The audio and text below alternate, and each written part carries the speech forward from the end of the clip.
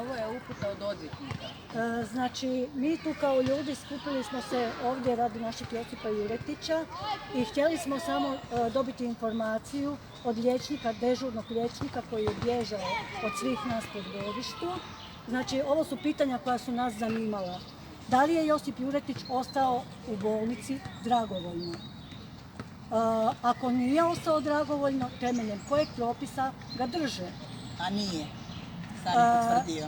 Da li je proveden zakonit postupak radi prisilnog smještanja u psihijatrijsku ustanovu? Ako je, tražimo uvid u vještvo. Znači, to je dokumenat koji su nama trebali predočiti kako bi nam dokazali da je proveden pravilan postupak prema pacijentu.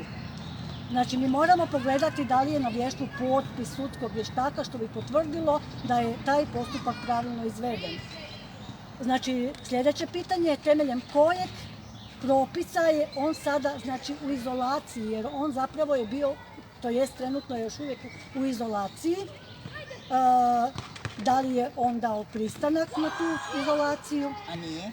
Te zakonski postupak smještanja u ustanovi koji su bili dužni provesti u roku 2 do 5 dana.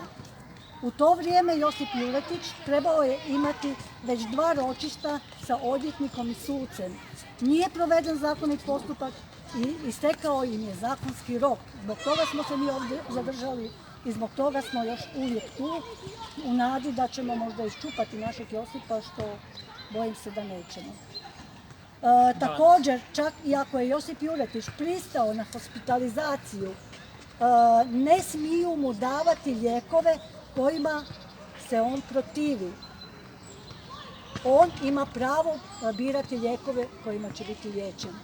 Eto, to je vama naputak, ukoliko se nađete u sličnoj situaciji, da znate svoja prava. I jesu li nam dali to što smo tražili?